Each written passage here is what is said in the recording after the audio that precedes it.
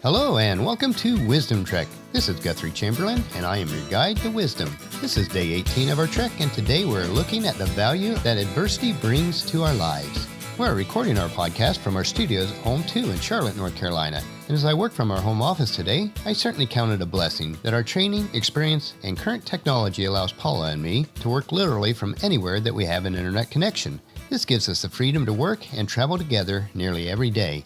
Take time today to think of a blessing in your life that you might have otherwise overlooked or taken for granted.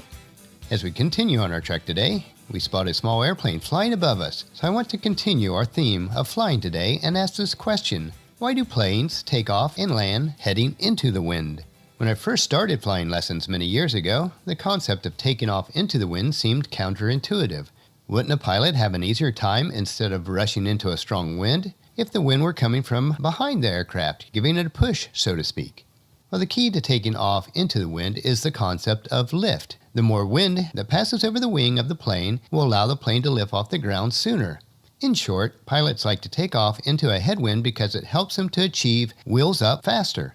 A jetliner like a Boeing 747 needs at least 150 miles per hour of airspeed to become airborne. Without wind, the plane must accelerate to a ground speed of 180 miles per hour to lift off, but when there is a 30 mile per hour headwind, the plane only has to accelerate to 150 miles an hour, thanks to the extra boost it gets from the headwind. Even a small plane like the Cessna 172 that I flew would benefit from oncoming wind. The small planes can fly at extremely slow speeds, so a little headwind while taking off certainly allows the plane to achieve lift sooner. Landing into the wind is also very crucial in aiding the airplane to slow its descent while maintaining adequate lift to keep it afloat until touchdown. If you can slow your speed while descending at the proper rate, it'll provide a shorter rollout once you are on the runway. There's an old aviation saying that goes, the three most worthless things to a pilot are the sky above you, the runway behind you, and the fuel that you left in the hangar. As with life, the wind won't always blow exactly in the direction that is needed for takeoff or landing.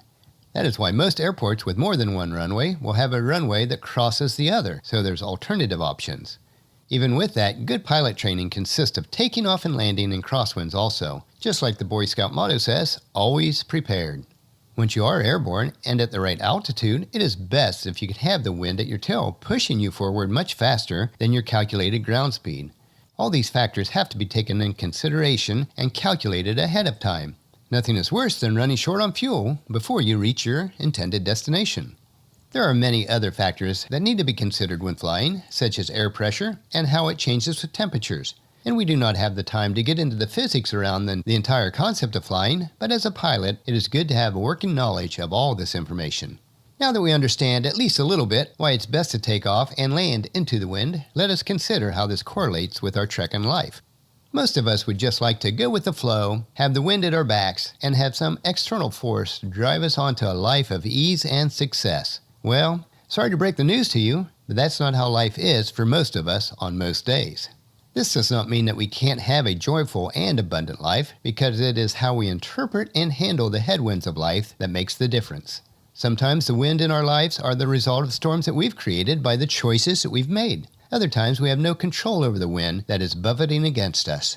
Regardless of that, from this point forward, we can take personal responsibility for how we handle and react to the heavy winds. We may not be able to change the circumstances any more than we can change the direction of the wind. But we can change ourselves, or at least our attitudes. That is something that we do have charge of.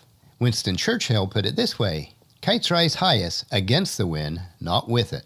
As we look at the trees along our trail today, the most resilient trees are the ones that have grown where the winds are strongest. As they grow, the very fiber of their being is strengthened to withstand the forces of this wind. Heavy winds in our lives should not be rejected but welcomed.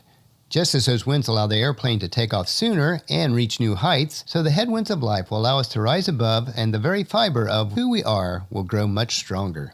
We should be full of joy, though, because those winds will allow us to grow, gain endurance, and gain wisdom. This will allow us to be complete within ourselves, lacking nothing. This brings to my mind a paragraph from the letter written to the Jewish believers by James, the half-brother of Christ. The Jews were being scattered due to their persecution, and James encourages them with these words. This is taken from James chapter 1.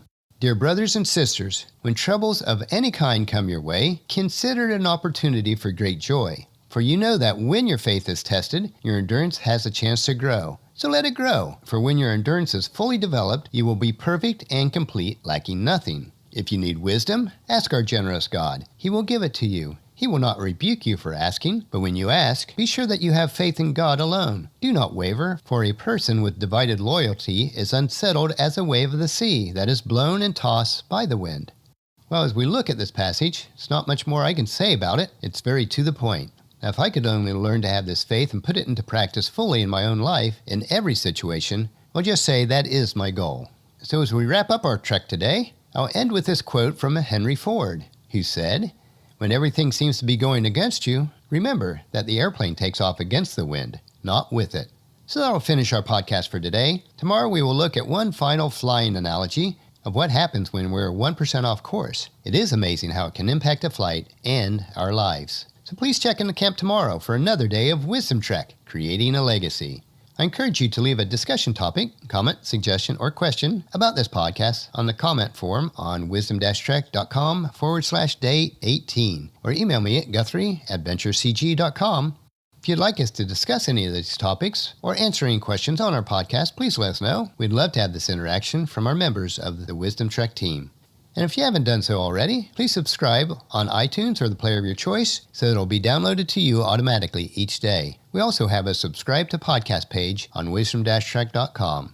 We'd also appreciate you leaving us a rating. That'll let us know how we're doing and spread the word to everyone you know to join us on our Wisdom Trek. I thank you in advance for doing so. Check out wisdom-trek.com for our daily journal, wisdom nuggets, and free resources. As we trek together, let us always remember to live abundantly or fully, love unconditionally, listen intentionally, learn continuously, lend to others generously, lead with integrity, and leave a living legacy each day.